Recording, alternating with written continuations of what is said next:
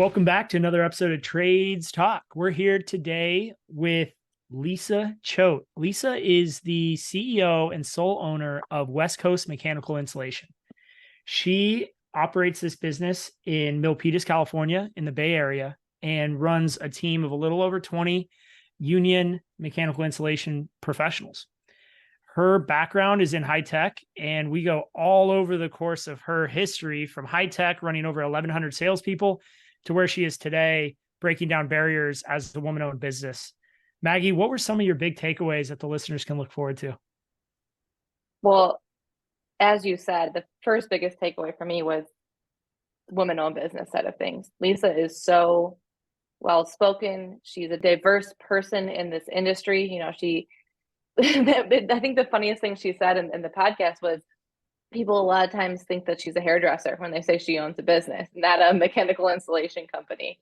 And I found that really relatable as someone myself who works in a male-dominated industry, that, seeing her pioneer her way through this industry, as well as doing it through some pretty significant life struggles. She opens up to us about how navigating some things she's gone through in her time owning the business, co-owning the business, how she transitioned out of that. And it was just a great all-around conversation for any business owner who faces struggles in their day-to-day lives. Yeah, she gives us the real story and talks us through that transition of going from a partnership to a sole owner, and how she bought her partner out, which, good, bad, ugly, whatever the situation is, buying someone out is always emotional. It's always difficult. And her story, how she did that, the lessons she learned, the financing she got, I think that's great information for our listeners to take home. And whether you're looking to exit today or in 25 years, it's always good to have some type of an idea of what that looks like. And Lisa shares some really key points with us. Yeah, absolutely. And she works in such a niche business that she actually defined herself as a second line sub. So she's subcontracting to somebody who is a subcontractor. And I feel like a lot of times in any sort of trades business, we all can find ourselves in that position. And she navigates it really well and uses that to grow and leverage and build relationships. And there are great things coming for this business. I feel like now that it's under sole leadership of Lisa, it's just going to take off significantly. So real excited to see where this thing goes, and excited for our listeners to listen to what Lisa has to say. Should we get into it, Justin? Yeah, I could talk all day about the takeaways here, but let's leave it to the episode. Let's dive in.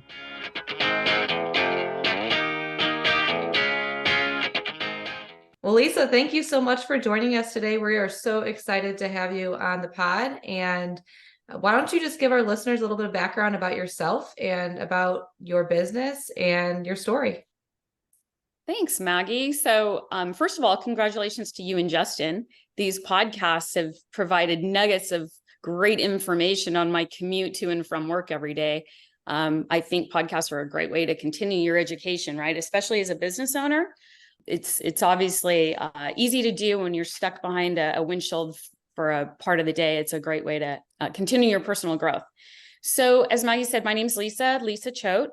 I am the owner and CEO of a commercial insulation company, West Coast Mechanical Insulation.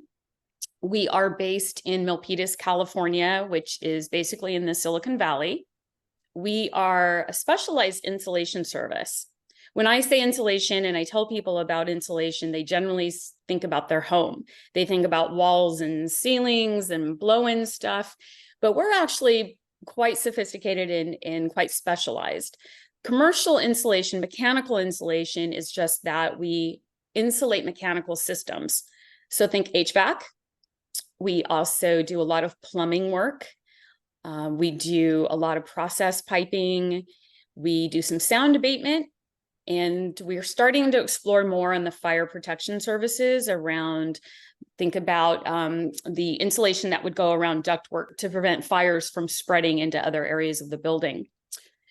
West Coast Mechanical is about 16 years old. We just celebrated our 16th fiscal year on September 30th. I have a crew of about 20. We are a union company, so all of my guys are specialists and mechanics out of Benicia, California. And that's where we are today. Lisa, great background and story. And I'm glad you elaborate a little more on the services you provided, because I think a lot of listeners are looking at this and thinking, oh, it's insulation that goes in between the walls or in the attic of a home. But you guys are mostly, I'm assuming, commercial. We're only commercial, Justin. So Awesome. I'm not even licensed for residential. So the typical project for us would be a light industrial or commercial building. So you could think hospitals, schools. We do a lot of, clean rooms. We do a lot of classrooms. I mean, you name it, coffee shops, Valley Fair Mall, San Jose airports, like we do all kinds of commercial buildings, and it is very specialized. There's a lot of, think about ductwork being insulated on rooftops. That's probably 50% of our business. Yeah. And then plumbing that needs to be insulated for condensation issues, right? In clean rooms, situations like that.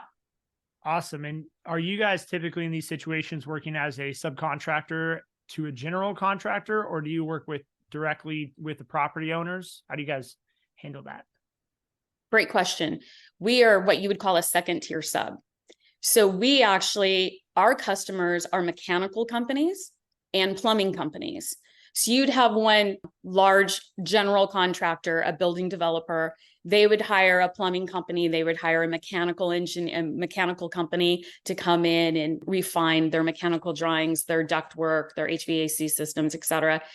We come in as their customers. So a second tier sub. We're pretty far removed from that large general contractor.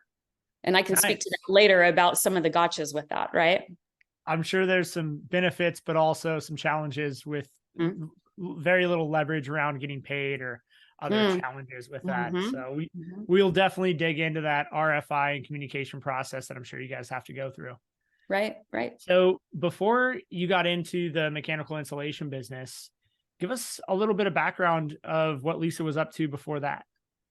Thanks. Yeah. So it's interesting because I spent 22 years working in high tech, and you tend to think like, well, what was that pivot about, right? Like, how did you end up going from high tech in a operations marketing role to commercial insulation? So when I was in high tech for 22 years, I was focused primarily on the sales team, my entire career there. My first 5 years, I actually sat out in the field with the sales team in a sales support role. And as I mastered their sales process and I could see and identify the areas that were needed for development to help them be more efficient at their jobs, I moved into marketing. And then eventually I worked in field marketing for a while, had different roles there, but always working on sales process and the infrastructure and the tools and the behaviors to empower our sales team, make them more efficient, response time to customers, things like that. So I spent a lot of my time doing that. Eventually, I ended up running the global marketing operations team. So now I was focused on a global audience. So if you think about setting up a process, right, for your sales team to be more efficient, you have to now consider language barriers and process barriers and the infrastructure in the field. I could imagine that if you're a large construction company and or business and you have multiple locations, field offices, it's really hard for those that are removed from the headquarters of the office to leverage what they do at corporate. So this was my job, was to come in and make sure that our entire sales team, I'm talking about 1,100 people, could all manage their sales process, the communication process, all in the same manner. Wow. So a quick question. I'm sure Maggie's going to have some questions here too, and I'd love to talk sales with you, Lisa. Maggie runs a large sales team, not quite 1,100, but getting there. And, when we talk sales process, how important is it for a company to have a sales process or a sales playbook, even if they only have 3 or 4 salespeople? Oh, I think regardless of size, you have to have a sales playbook and you have to have the discipline and the process. And I can actually speak to that about the growth that we've had this year, because it's 100% about sales process and communications with customers. It has nothing to do with my sales executive that left with zero transition. It had everything to do about how we handled things consistently with the team, communication, response time to the customers, follow up. entirely through the sales process. For some customers, it would be about lead flow, qualifying those leads. What does that look like for your team? So to get that sales playbook, know what your strategy is for the year, have consistent processes shared throughout so you can plug and play people and positions, but everyone knows, kind of what quote unquote the Bible is for your sales plays. It's critical. I think you can really leverage and be more efficient in how you operate, especially if you're a large company with field offices or remote sales teams. Yeah, absolutely.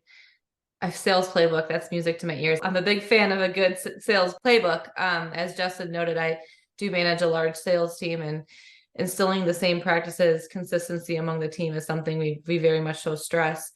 And it's unique to the trade. So the industry that you're in, we don't see the best sales practices all the time. We don't see these companies, whether it be landscape, plumbing, electrical, HVAC, whatever it be, having true salespeople with a sales playbook. So give me some tips and some tools that you utilize in your company in your sales playbook.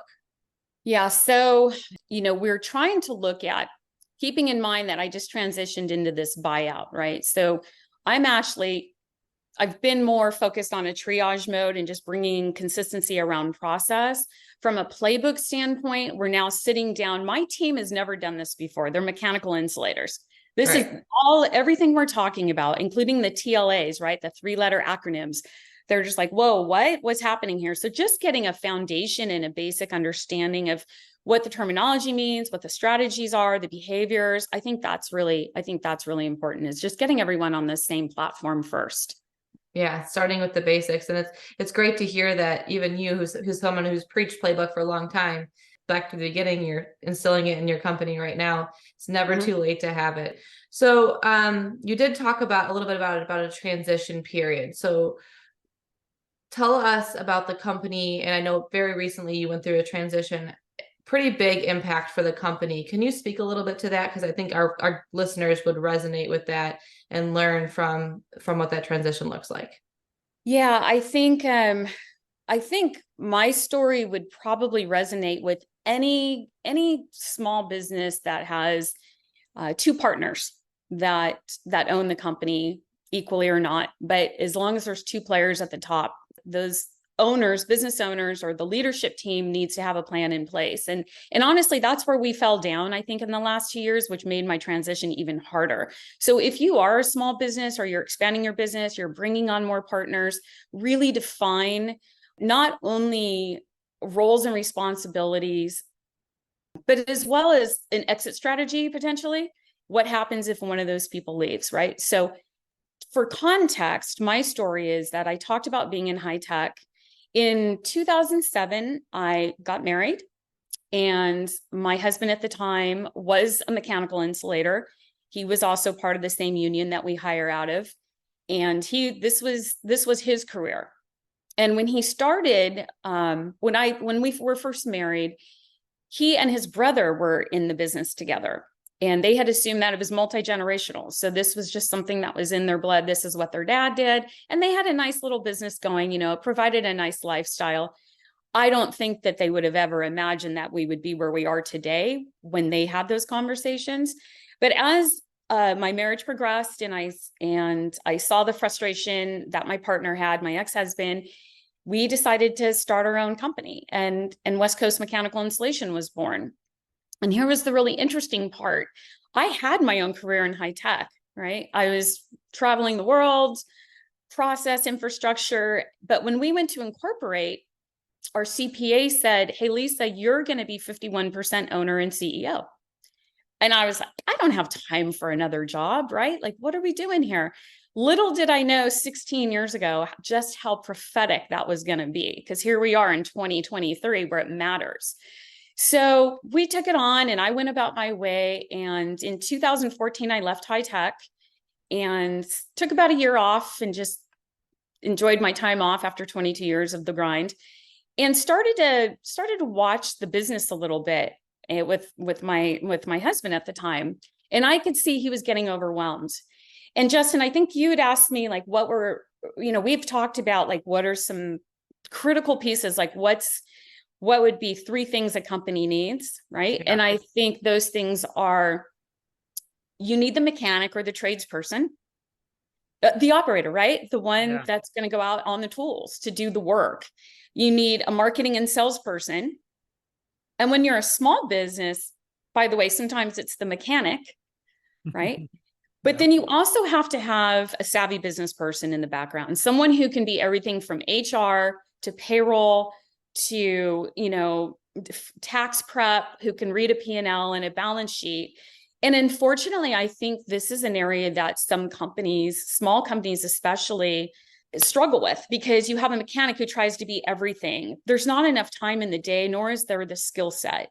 So my advice on that, and I'll get back to why this ties into my story, is that get someone specialized in those 3 areas if you can. At a minimum, get the business person and the mechanic, right? The person on the tools, whether you're pushing a lawnmower or sheet metal on some duct insulation, right?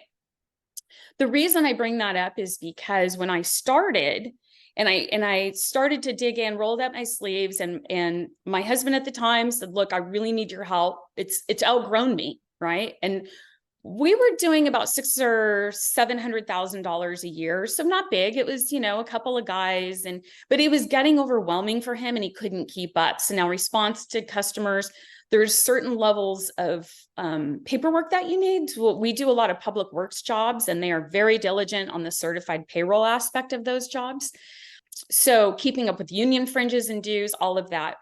So as I got involved, I thought, wow, while I was looking for a new role in high tech, I noticed that there's a lot of things that I can do here to help, offload some of the burden. And then I got involved in 2014, and by 2018, we quadrupled our business.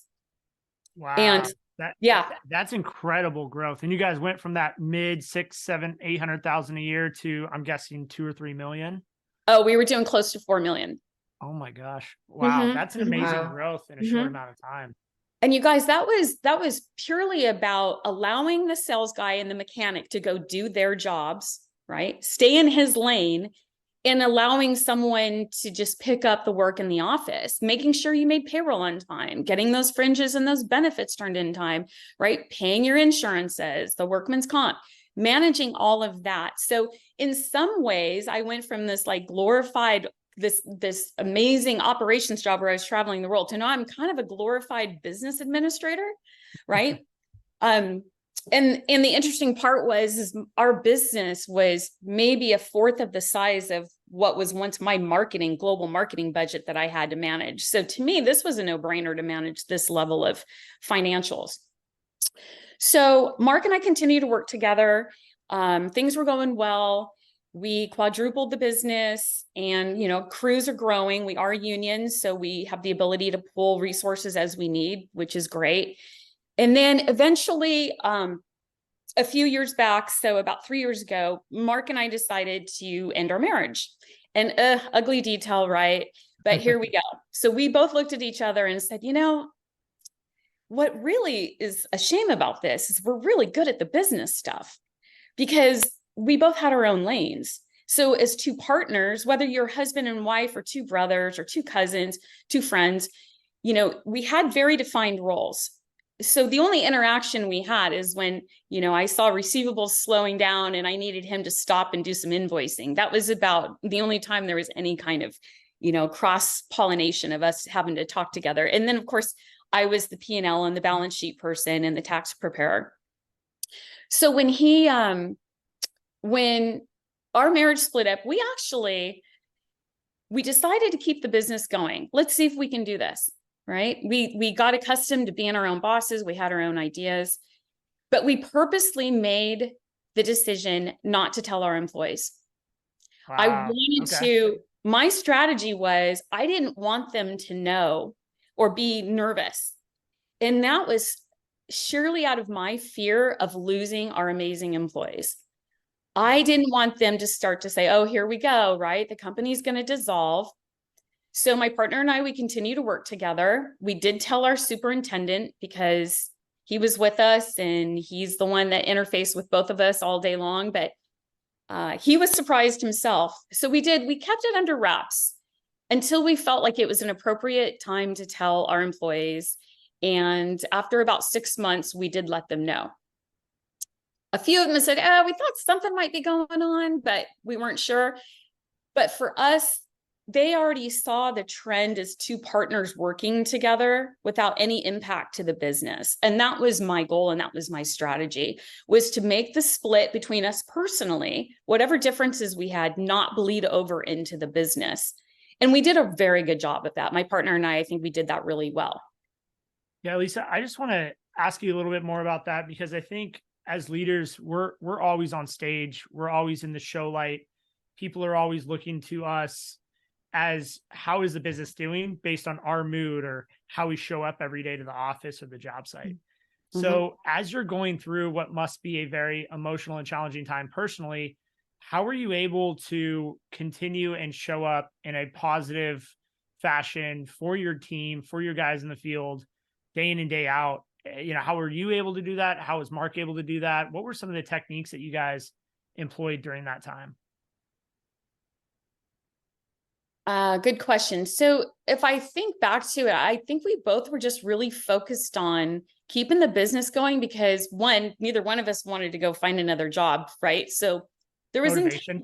There's a lot of motivation. We've had a nice lifestyle business, right? Neither one of us were willing to give that up.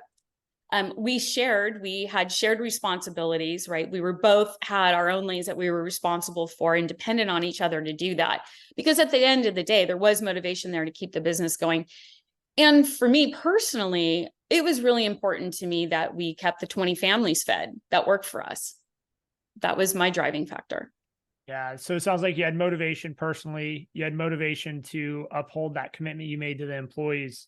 And it sounds like you mentioned this multiple times. You guys had clear lanes and clear roles of the responsibilities for you and for your partner. And it sounds like for your superintendent as well. And it also sounds like on the back end, you had alignment around those roles and responsibilities.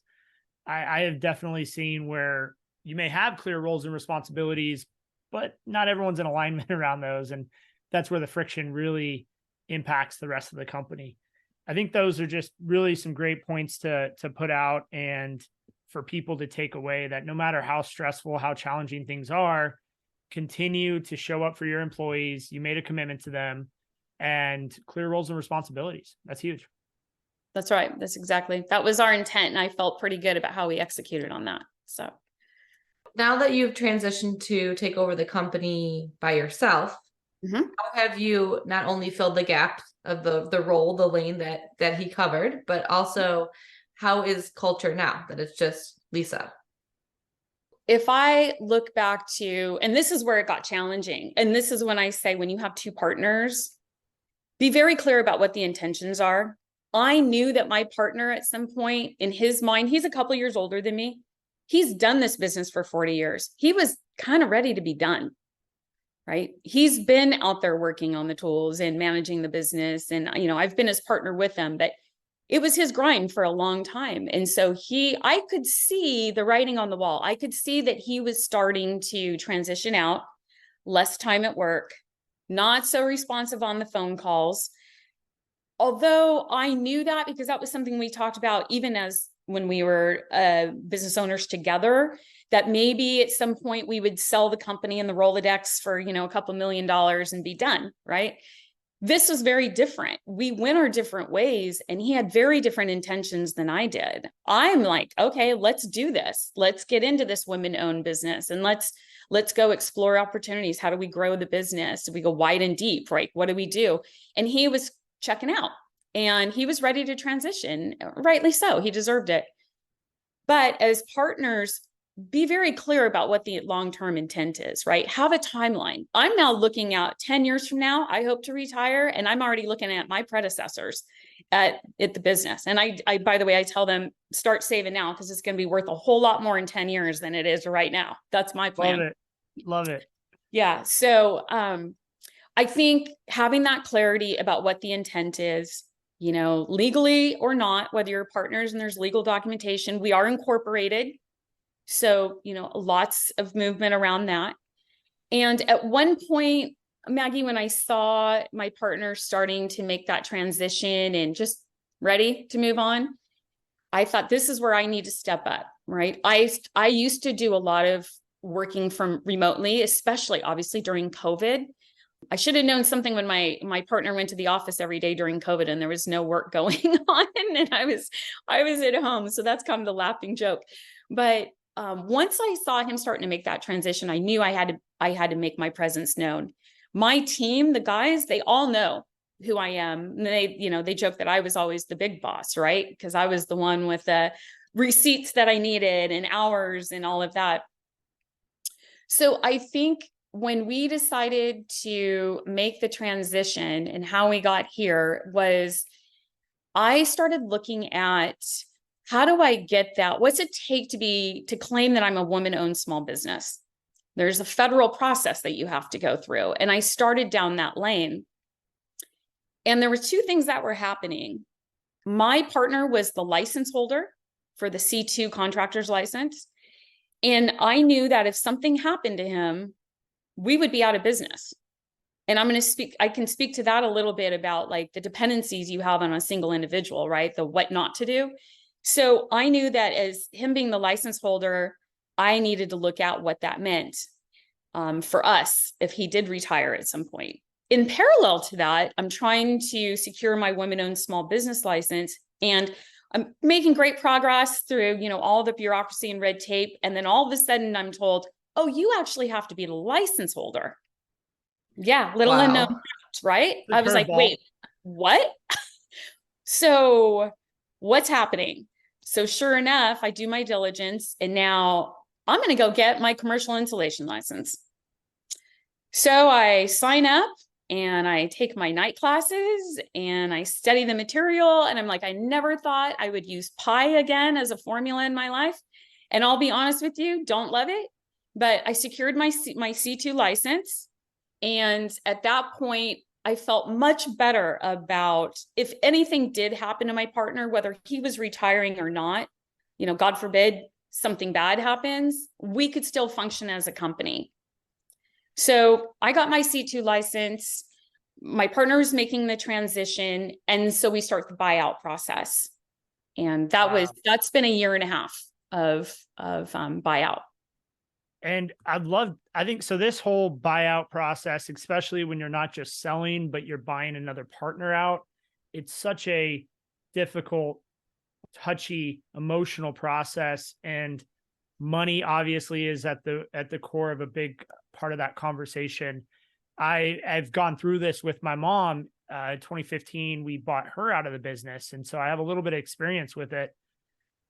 I'd love to dig into that a little bit, if you don't mind, and talk a little bit about how did you guys come up with what is the business worth? And did you get a loan, or did you just cash them out? Or is there a financing with a promissory note? As much detail that you feel comfortable sharing. I think a lot of people are potentially going into this situation where they're purchasing the business from their parents or a partner or what have you. And that could be very valuable. Yeah, it's definitely an eye-opening process to go through. And I learned a lot going through this myself. I don't know of anyone specifically that went through this process, and maybe Justin, you and I should have talked at some point earlier. But my first thought was like, how the heck am I going to do this? Right. And of course, when you're the seller, there's a significant value on the company all of a sudden, right? Oh, it's worth a ton. Yeah. It's worth a ton.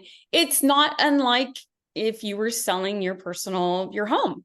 Right? When you're selling your home, you don't see all the nuts and bolts and things that are falling apart. You see something that you raised, there's value to your family and relationship and dynamics. So the value that you put on your home is different than what a buyer might see. Same thing goes here with the company buyout. You've got someone who wants more money and you've got someone who wants to pay less money.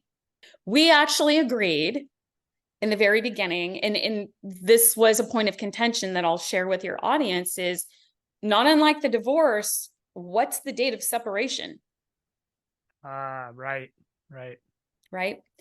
When did you announce your retirement? Because to me, I received an official notice from him saying this is my day of retirement, but then kind of stuck around for another year while I was working and improving the business. So I'll be completely transparent. The point of contention here was, well, why do you continue to profit off of the work that I'm doing?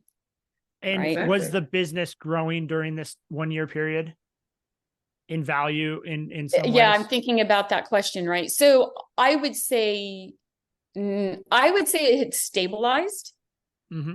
For me, knowing that my partner, who was the key sales guy, the sales executive with all the relationships and the Rolodex, the fact that we were able to maintain and stabilize and not lose market share was significant for me. That was as much value as if we'd grown the business 20%, to be honest with you, because there were so many unknowns, right? Totally understand that. Yep. Yeah. You got to shift your focus in that. You got to That shift your moment. focus. Mhm. Yeah. Yeah. You're just grateful that things are still plugging away and you got all guys still working every day. Right.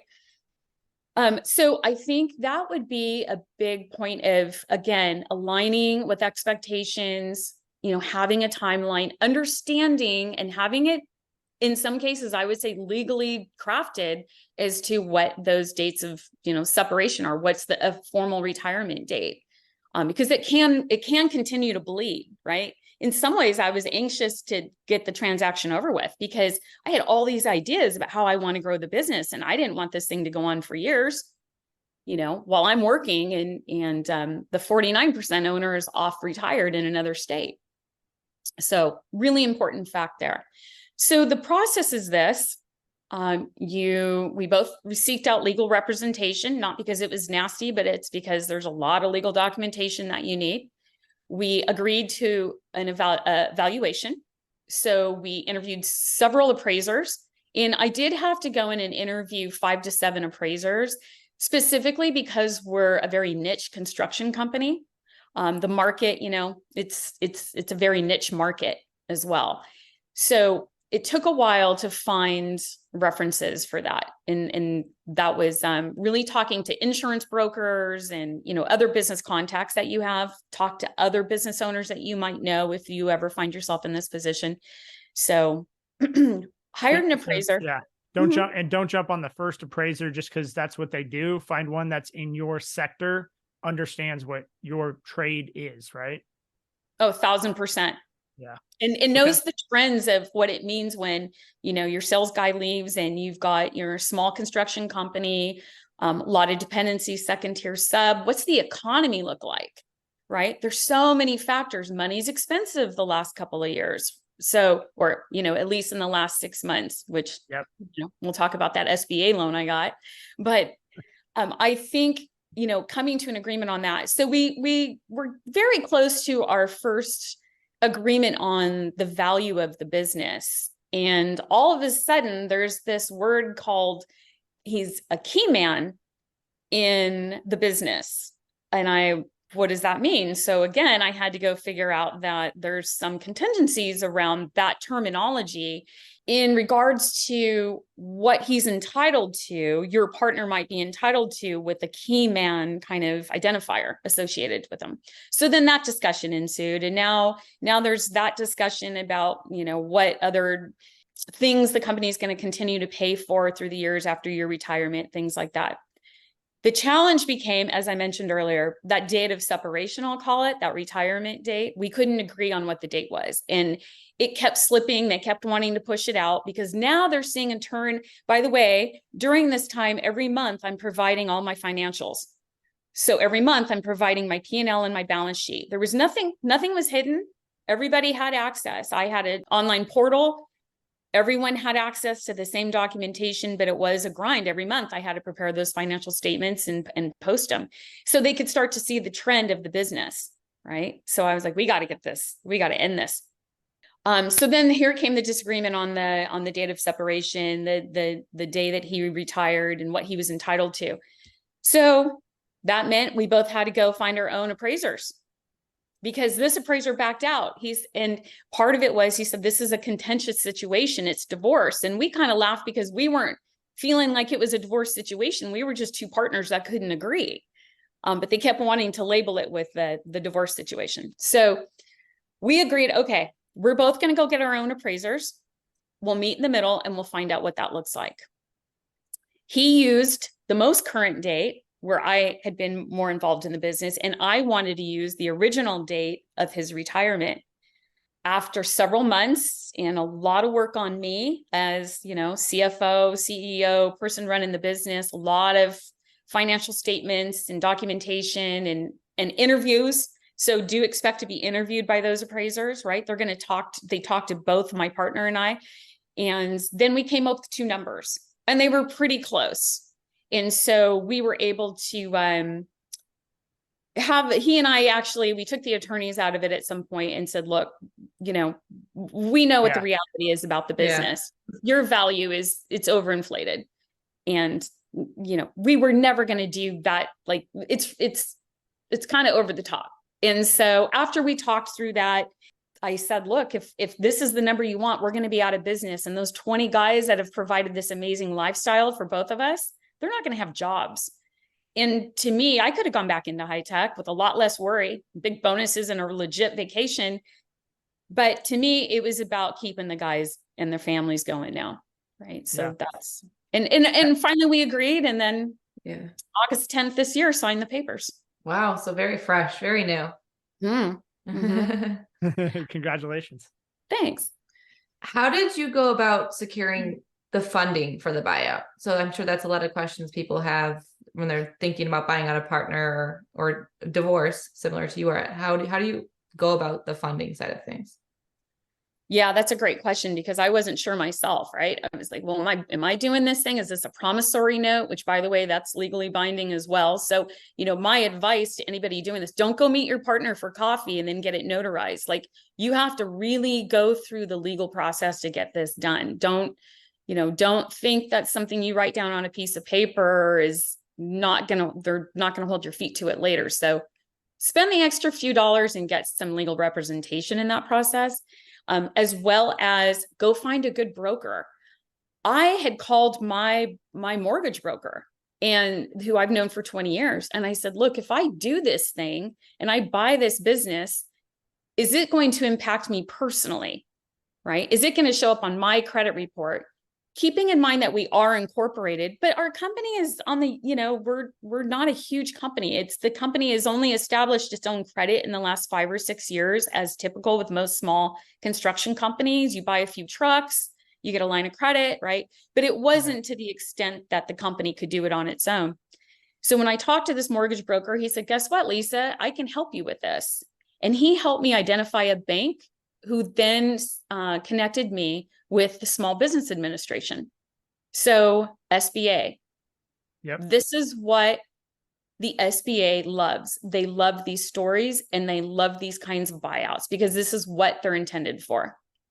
Yeah. It's a great use of the federal government and getting money with more than just clear financial ratios. They actually do take your story into account, right? And did you go through a similar interview process with them and explaining where you're at, where the future of the business is? How did all that go? And was it really hard to get the loan? Was it kind of hard or was it kind of easy for you? It wasn't hard relative to the people that I was working with. So I would say if you go down this path, get people that you're comfortable with, right? Okay, the story is very important. Like I was worried about it, but it's better than, oh gosh, if the company tanked and you had 2 irresponsible managers, that's a completely different story. These buyouts for small companies, this is exactly what the SBA is for. So the process itself was very time consuming. It took several months. I'm not going to lie. It was a long process. And in the meantime, I'm like, we got this value that we negotiated and settled on. So you got to be responsive. When you work with these lenders and these loan processors, you got to stay on top of that paperwork and you got to keep it moving along because it'll take several months. The loan itself, they wanted, it was not unlike buying a house. Not unlike buying a house. And because the company was younger, I am a guarantor on the loan, but the company is ultimately responsible. A thing I didn't think about was I did have to get a separate life insurance policy because now I'm 100% owner. So who's going to pay back that SBA loan if something happens to me? They want their money back, right? So, and that was fairly inexpensive and that was easy. I just called my local State Farm guy who I have my personal policies with, and he was able to help me. So everyone was really on board with like moving you along the process. You don't have to know how to do everything on your own. They'll help you fill out the applications, get the paperwork together, et cetera. But yes, do utilize the SBA. That's exactly what those loans are for. Yeah, that's such a great story. You gave us so much detail. I really appreciate you opening up, Lisa, and giving us the full story. It's helps, I think, demystify the process for so many people out there. But as I was listening to this and taking notes, and I've experienced, like I said, a similar type of situation, you just have to be ready for more things to pop up that you didn't imagine, right? It's, oh, we need this now, and we need that report or this financial, and we need to meet with this. And as soon as you think you got the loan or you got the deal done, now you got to go get the loan. And now it's this more 3-month process of valuation situation, but times 10. And you just have to be ready for it, right? You just have to be super responsive, have your ducks in a row, know your financials, and be able to grab those reports super quick and send them in. It sounds like that's what made the difference for you getting through this process. That's exactly right, Justin. I mean, the more responsive you can be to the people that you're working with and turn that information around, the better off you are. And the faster the whole process will move. They're dependent on you to get the information, and they've got a million other things to do. But so if you take your time, and oh, by the way, interest rates were going up at the same time. Yeah. Oh my gosh. Right. I was literally going to comment on that. I'm like, wow. Yeah. I'm sure every single day you were like, let's get this done. Let's get this done. Mm-hmm. Mm-hmm. Yeah, that's exactly right. So Lisa, now you're 100% owner, you're licensed C2 contractor, you are a 100% woman-owned business. Where do you take it from here? And what's your goals as you look out 10 years? Give us a little perspective on what the future looks like. So where we are now is, I talked earlier about that process and that infrastructure and the tools and the behaviors. I brought all of that into West Coast Mechanical Insulation, specifically in the last 18 months. My partner was very resistant to anything new because they've been doing business as usual, right? This is how it's always been done. We hear that all the time. That doesn't happen in the insulation industry or this construction industry. So I brought, referring back to all that process and infrastructure that I had, I brought that forward with me. And the big fear for everybody is, what are we going to do about the sales guy that's missing, right? He was our executive sales guy. We had very little transition without so much as thinking about how to replace that person, because we all know dynamic people. You can't just replace somebody. It was, how do we set up the business in a way that we can be even more responsive to the customers? We can improve our sales process. We can improve our invoicing and our project management, and be just as valuable, if not more, because now we're doing a better job at all of that. There was a lot of chaos in that transition time. People were calling my partner, right? That's the what not to do. Okay. So, and he was checked out. He was maybe deer hunting or doing something else. And, rightfully so, in starting to enjoy his vacation and not answering the phone. Part of that is, and I know, Justin, you want to talk about the future, but I'm thinking about now, and I tell my guys, this last year has been triage for us. Mm-hmm. Right? We've tightened up, we've righted the ship, we've tightened up the process. We were very transparent with the customers.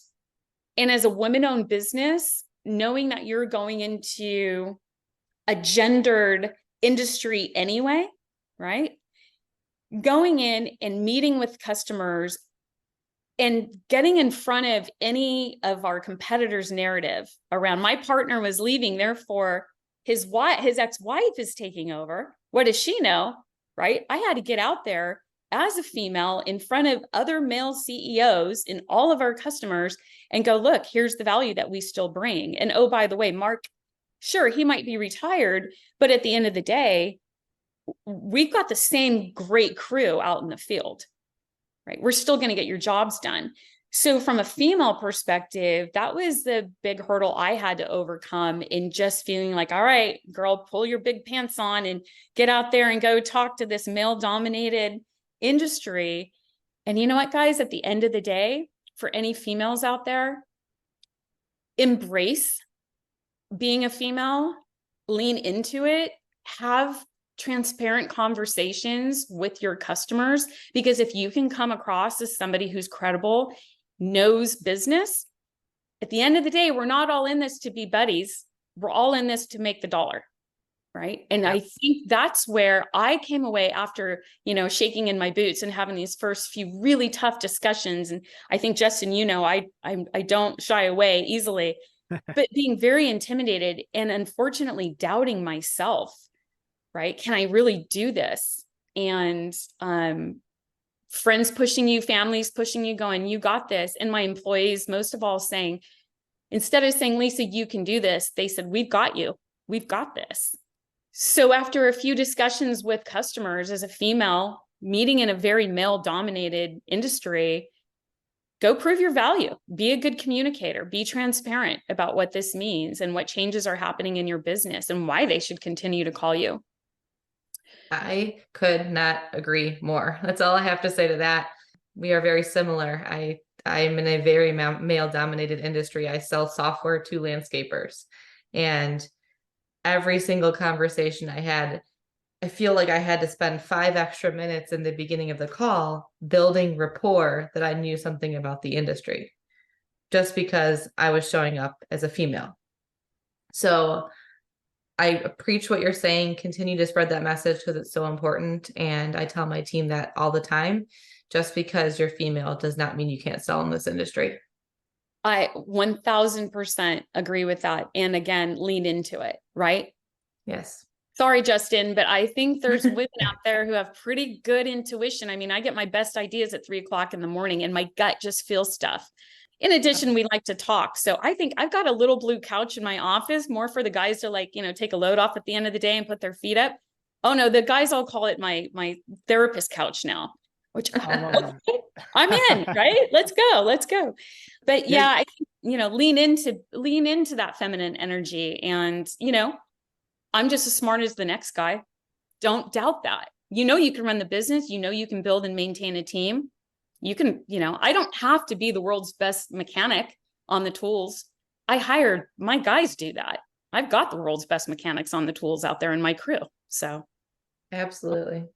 I love that lean into it. And I do feel a little overwhelmed right now with the amount of energy on the call, but I love it. And at K&D, we've had some amazing female leaders. We have some amazing female leaders who have been recognized in national magazines for what they've done in our industry and all kinds of awesome stuff. And I know they're going to be listening to this. And I love Lisa and Maggie, both of you. I'd love to get your opinion on this, because I think there's a lot of female leaders who have grown up in the business, in the finance HR hat, and they feel they need to kind of stay in those roles because operations is handled by the guys and operations is not where I should go. And then sales also is maybe not where I should go because I know finance, I know HR. I am thinking of certain people in my business today who would be amazing salespeople, amazing operating managers, project managers, so on, department leaders. But I don't know if they maybe don't trust themselves, or maybe it's that just constant stereotype of that's the male, that's the guy's job out in the field.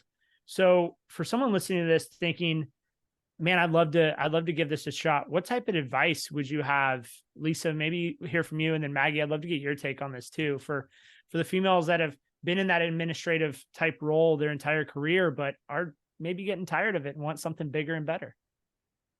I say go for it. I say sit back, write down all of the skills that you possess, figure out what you're good at. And oh, by the way, let's figure out what we want to do. Right? Don't jump into another position because it's the only way you're going to grow your career or do something different or make more money. What is it that you want to do and what are you good at? And embrace that. And if it is starting your own business or partnering with somebody, put the people in place, right? Have faith that your relationships that are just as strong as bro code out in the industry, leverage those relationships, build the people around you. And don't hesitate. There are going to be people that say, oh man, they look at me and they say, oh yeah, you own your own company. What are you, a hairdresser? or interior designer, and I just want to wring their necks. Of course, they would never in a million years guess commercial insulation, right? I tell people, like, what? And then Justin, like we've talked about this story, is like, what? You're female. Yes, I 1000%. I am female, and this is what I'm doing. And I'm managing a business. That's, yeah.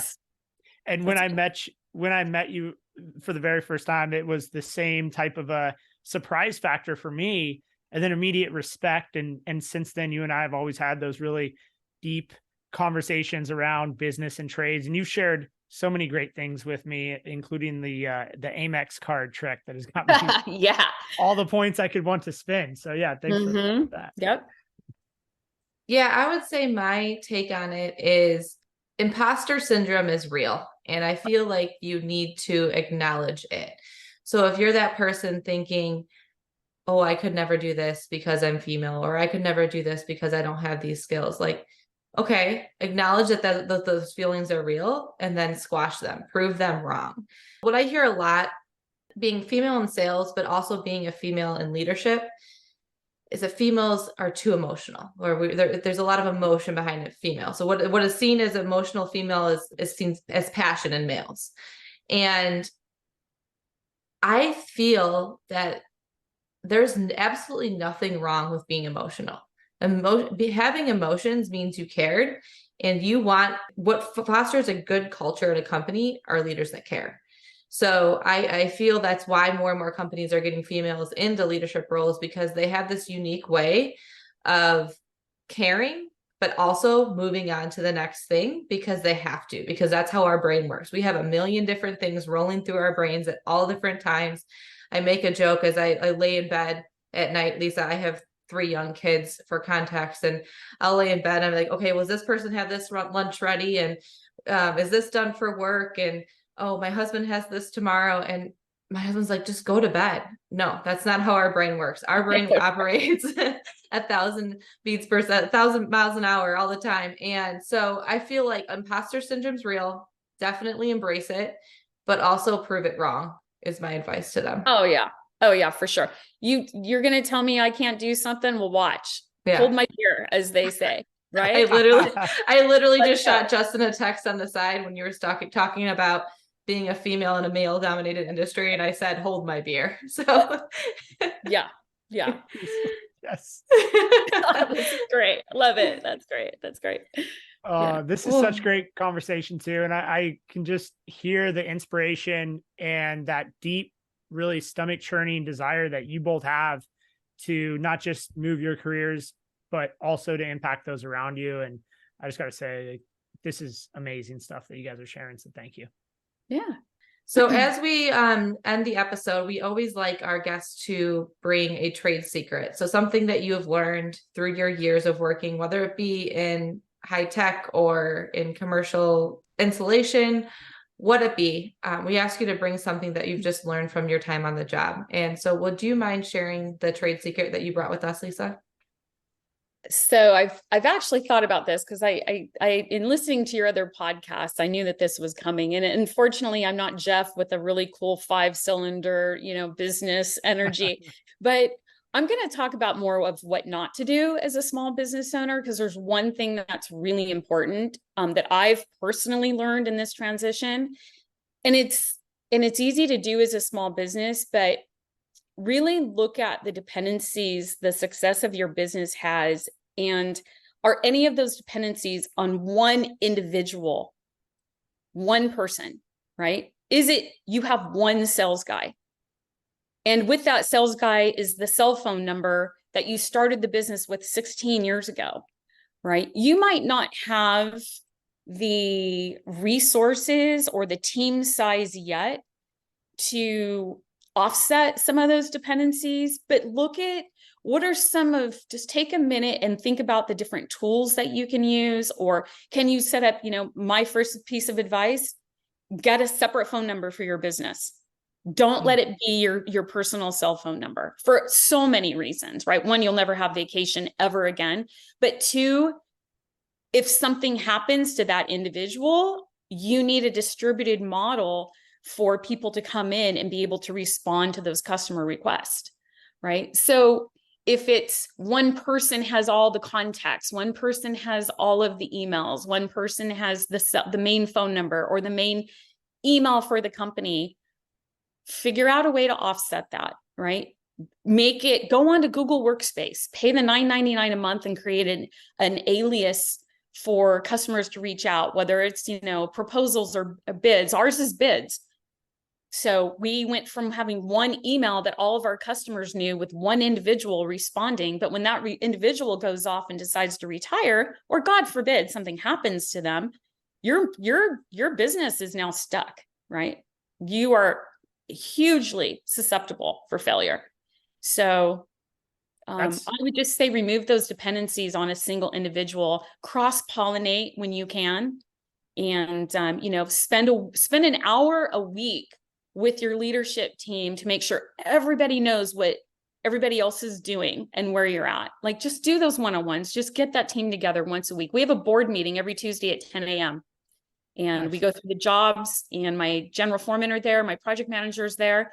It's a great time to throw some invoices out to the customers, do some progress billings, but we all know exactly what's going on with the projects and our customers and billings. And I share the financial updates with them, and just, remove those dependencies on any individual.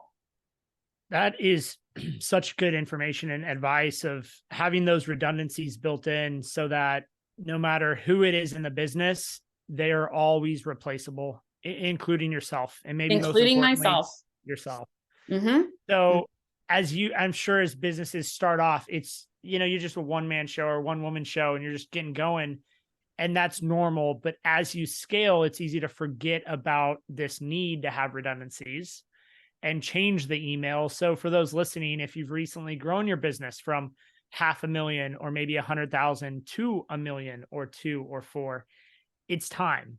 It's time to remove yourself as the sole point of contact. It's time to get that office email. No more abc.com@gmail. It's like, get your real website going and get professional. So that's great, Lisa. I appreciate that. We might have to have you back on and dive into how you operate meetings and everything else, because it sounds like you have a pretty good process. And we didn't even really get to talk about sales, but big takeaway is have a sales playbook and share it with your entire team. Yep, exactly. And don't underestimate the entire sales process, right? So what it looks like and how you communicate to customers, how you communicate with them face to face. I don't really focus on lead flow as much, because we have a finite set of customers and we work off of our reputation. Kelly was one of your previous podcasts talking about marketing, and, you guys talked about the sense of like rundown trucks, and this is all that professional image, right? This is all brand equity. Do your trucks look nice? Are you guys wearing, decent looking shirts? Does he have your brand? Because that's the best marketing and promotion you can have out there from a sales perspective, is the work your crew does. Heck yeah. I'll incentivize my guys just for getting jobs because they're wearing their shirts and they get us new business. So, but get rid of the Yahoo email address, go to Gmail, pay $16, get your workspace set up, right? And then plan for the future. You're just setting it up for success and distributed models later. Oh, I love it. This is so good. And I just want to say before we wrap is, you are a 100% commercial company, and you just talked about nice trucks and uniforms and branding. So many people I talk to are, we're commercial, so it doesn't matter. We don't have to have a website. We don't have to do marketing, but people make decisions at all levels, commercial, residential, it doesn't matter where you are. So uphold that brand. Sounds like, Lisa, you guys have done a great job doing that. I like to keep the guys in good looking swag. They think it's because I'm a cool boss. I'm like, it's all about promotion, baby. All about marketing, the guys. Well, Lisa, congratulations on everything you're doing. Thank you so much for your time today. We're excited to see where you take things, especially now that you're fully running the ship. Thank you. Thank you both for having me on. It was a pleasure sharing with you, and I look forward to the next podcast I can listen on my commute next week from you guys. Not me. I don't want to listen to myself. It's dropping on Monday. Every Monday it'll be dropping. So stay tuned. Oh boy. Okay. Yes. All right, guys. Have a great day.